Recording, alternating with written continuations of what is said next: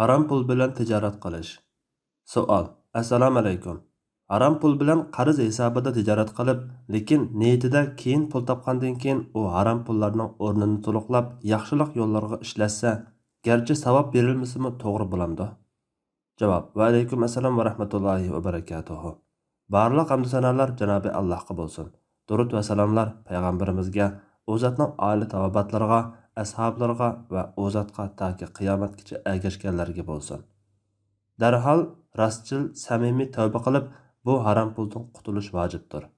Agar bu pullarning egisi ma'lum bo'lsa, egisiga qaytarib berish, egisi noma'lum bo'lsa, kambag'allarga tarqatib berish orqali bu pullardan qutulish zarur.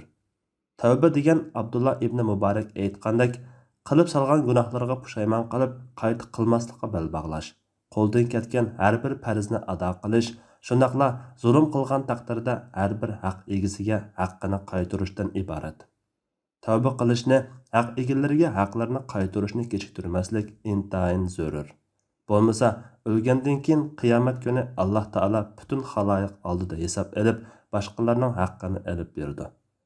Abu Hurayra radhiyallohu anhu rivoyat qiladi-ki, Rasululloh sallallohu alayhi va sallam mundaq degan: Kimki o'zida qarindishining biror haqqi qolgan bo'lsa, qarindishiga uning yaxshi amallardan olib berilib, yaxshi amallar bo'lmasa, qarindishining gunohlaridan elinib, uningga yuklanadigan kun kelguncha uning roziligini olib olsin.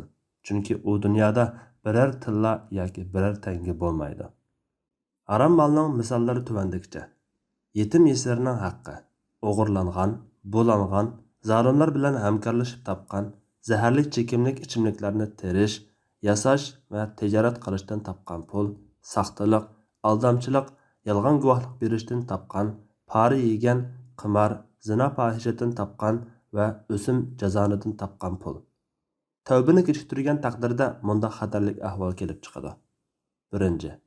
Haram bilan gunohlarning qorong'uligi dilini qoplab ketib, keyin tavba qilishni bilmaydigan, ko'ngli qora tabiatlik bo'lib qoladi. 2. Yegan ichkini haramdan bo'lib, do'zaxga loyiq bo'ladi. 3. Duosi qabul bo'lmaydi. 4. Yaxshi amallar bekor bo'lib ketishi mumkin. 5. Keyincha qaytarman deb o'lib ketib qolsa, boshqalarning haqqi uning bo'ynida qoladi. Natijada Allohning oldiga tavbasiz ketib qoladi. 6. Haram moldan topgan pulda har qancha xayr ihson qilsa qabul bo'lmaydi. Chunki Alloh pokdir. Faqat poklarni qabul qiladi. Shunga o'zini aldamay tavba qilish fursati qo'ldan ketib bo'lguncha darhol tavba qilsin, bo'lmasa ko'p pul topgan taqdirdami oqibati azob, pushaymon bo'lib qoladi. Alloh eng to'g'risini bilguchidir.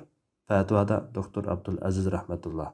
Fatvolar majmuasi 1-tom, 163 numberli fatvo.